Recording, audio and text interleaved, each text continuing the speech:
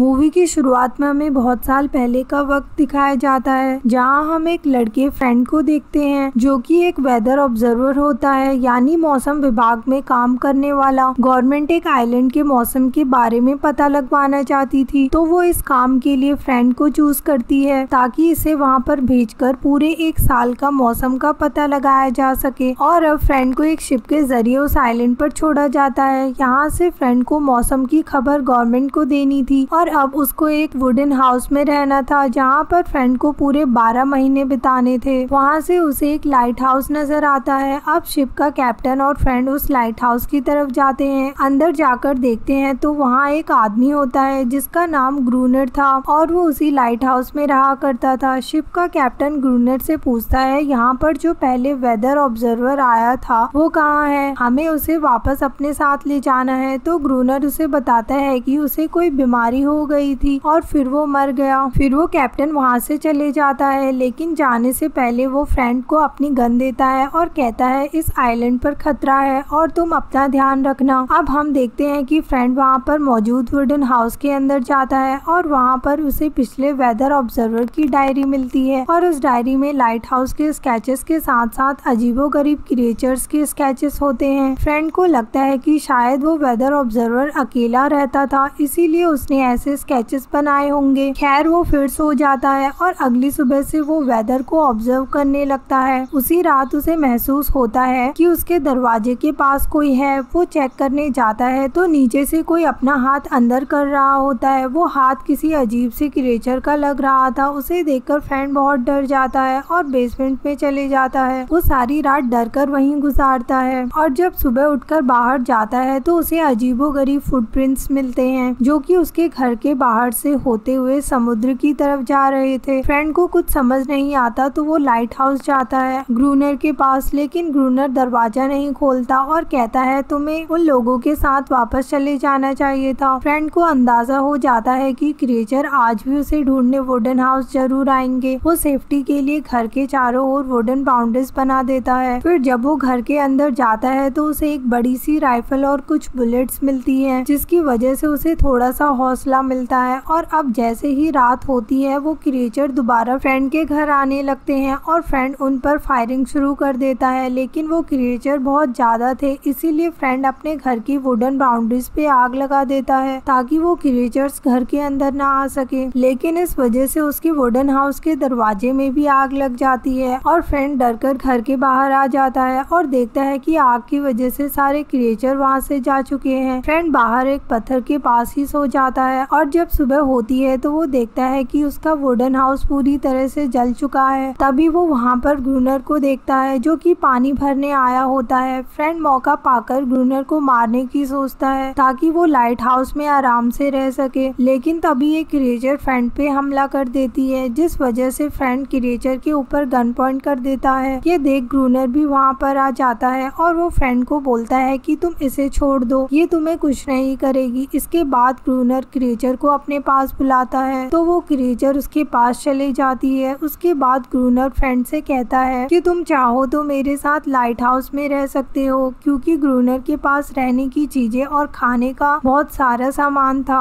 उनके साथ वो क्रिएचर भी रहा करती थी। फिर ग्रूनर फ्रेंड को बताता है एक बार इस क्रिएचर ने मुझ पर हमला करने की कोशिश की थी, लेकिन मैंने इसे अच्छे से ट्रेन किया। अब ये बिल्कुल पालतू है, यानी ये मेरे पेट की तरह है और ये मेरे सारे काम करती है। फ्रेंड ग्रूनर से कहता है कि तुम चाहते तो मेरी शिप के साथ वापस जा सकते थे, लेकिन तुम वापस क्यों नहीं गए? तो ग्रूनर कहता है मैं उस दुनिया में वापस नहीं जाना चाहता। यहाँ मेरी अपनी दुनिया है, मैं यहाँ का बादशाह हूँ, यहाँ मुझे कोई नहीं टोक सकता। मैं चाहे जैसे वैसे रह सकता हूँ और मेरा दिल भी अब यहीं पे लगता है। ग्रूनर फ्रेंड से कहता है तुम डरो मत, ये क्रिएचर सिर्फ रात में हमला करते हैं, तुम्हें बस रात में अपना ध्यान रखना है। अब ग्रूनर उस क्रिएचर को छत पे छोड़ आता है, जिस वजह से वो रोने लगती है और उसकी आवाज सुनकर उसके साथी वहाँ पर आ जाते हैं और लाइट हाउस पर हमला कर देते हैं। तो ग्रूनर उनको शूट करने लगता है। वो फ्रेंड को भी उन्हें शूट करने को कहता है, लेकिन वो डर के मारे बेहोश हो जाता है। दूसरी तरफ ग्रूनर सारी रात क्रिएचर से लड़ता है और फ्रेंड को सुबह जगाता है और कहता है उठो, तुम्हें यहाँ रहना है तो इन क्रिएचर से लड़ना होगा। और वो फ्रेंड को फिर पानी लेने के लिए बाहर भेज देता है। जब फ्रेंड पानी पानी लेकर वापस आता है तो वो देखता है कि ग्रूनर और वो फीमेल क्रिएचर इंटीमेट हो रहे होते हैं, जिसे देख फ्रेंड को बहुत अजीब लगता है। अब रात होती है तो वो क्रिएचर फिर से आने लगते हैं। अब फ्रेंड भी उनको शूट कर रहा होता है। ये देखकर ग्रूनर दरवाजा अंदर से बंद कर देता है और फ्रेंड को उन क्रिएचर से लड़ने के लिए बाहर छोड़ देता है। अब सुबह हो जाती है और हम देखते हैं कि साथ रहने के बाद भी ग्रूनर और फ्रेंड में जरा भी दोस्ती नहीं हुई। फिर रात हो जाती है और हम देखते हैं कि वो क्रिएचर अब यहाँ पर नहीं आते। तो फ्रेंड ग्रूनर से कहता है हो सकता है वो हम दोनों को देखकर डर गए हो और अब वो यहाँ नहीं आने वाले। तो ग्रूनर कहता है कि नहीं, ऐसा नहीं है, हमने उन्हें मारकर कम कर दिया है, इसीलिए वो अपनी आबादी बढ़ा रहे हैं और फिर उसके बाद यहाँ पर मुकाबला करने जरूर आएंगे। इसी बीच हम देखते हैं फ्रेंड को उस फीमेल क्रिएचर के लिए बहुत बुरा लगता है क्योंकि वो अपनी फैमिली से अलग उनके साथ रह रही थी। फ्रेंड उसका नाम एनेरिस रखता है। अब काफी रातें गुजर चुकी थी और किसी भी क्रिएचर ने इन पर हमला नहीं किया था, इसलिए ये लोग रिलैक्स हो जाते हैं और लाइट हाउस के बाहर की लाइट भी ऑन नहीं करते कि तभी इन पर बहुत सारे क्रिएचर अचानक अटैक कर देते हैं और हमले से ग्रूनर का पैर जख्मी हो जाता है, लेकिन वो दोनों जिंदा बच जाते हैं। अब वो फीमेल क्रिएचर एनेरिस ग्रूनर का पैर चाट कर ठीक कर रही होती है क्योंकि उसके सलाइवा में ऐसी चीज थी जिससे किसी भी जख्म को ठीक किया जा सकता था।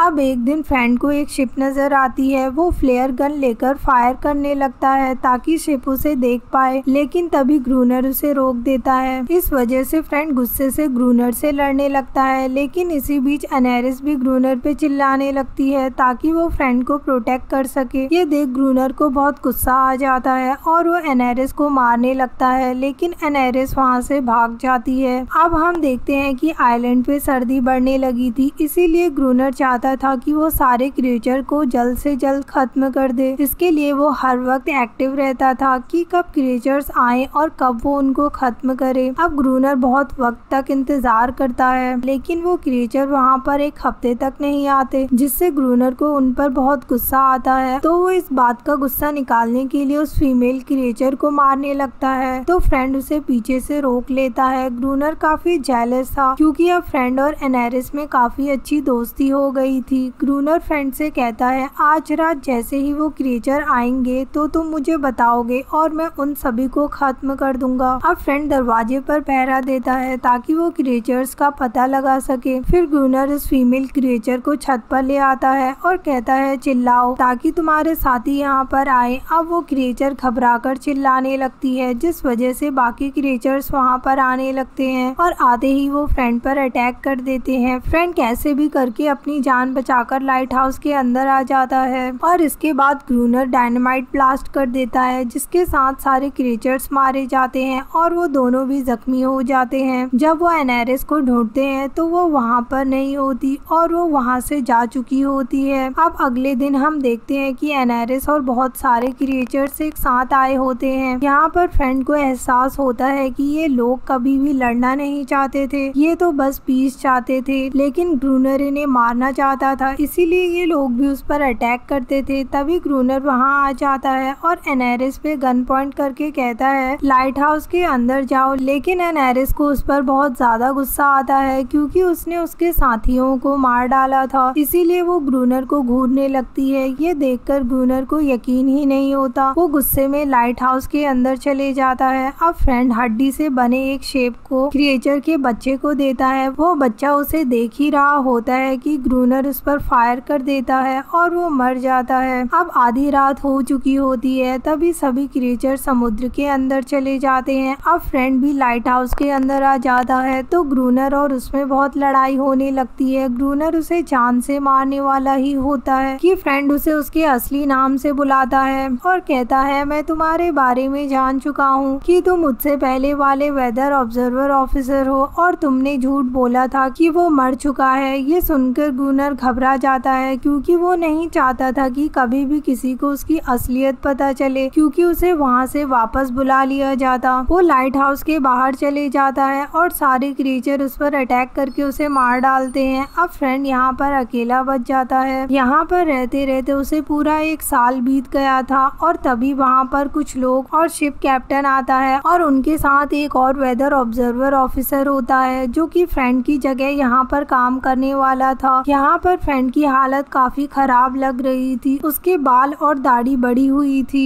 इसीलिए वो लोग उसे ग्रूनर समझते हैं और सोचते हैं ये लाइट हाउस में काम करता है। और फ्रेंड भी उन्हें कुछ नहीं बताता क्योंकि वो भी उनसे अपनी असलियत छुपाना चाहता था। वो लोग उसे जब फ्रेंड के बारे में पूछते हैं तो वो उन्हें वही जवाब देता है जो कि ग्रूनर ने उसे दिया था कि वो किसी बीमारी से मर चुका है। फ्रेंड भी अब वैसा ही फील कर रहा था जैसा ग्रूनर किया करता था। वो यहाँ पर पीस से रह रहा था, उसे कोई कुछ नहीं कहता था और उसे ये जिंदगी काफी अच्छी लग रही थी। और तभी शिप कैप्टन वहाँ की तलाशी लेने को बोलता है और फिर हम देखते हैं कि एनेरिस भागती हुई समुद्र के अंदर छलांग लगा देती है, जिससे ये पता चलता है कि ये दोनों यहाँ पर एक साथ रहते थे और इन्हें डिस्टर्ब करने वाला यहाँ पर कोई भी नहीं था। और फ्रेंड भी अब यहाँ से जाना नहीं चाहता था। इसी के साथ ये मूवी यहीं पे एंड हो जाती है।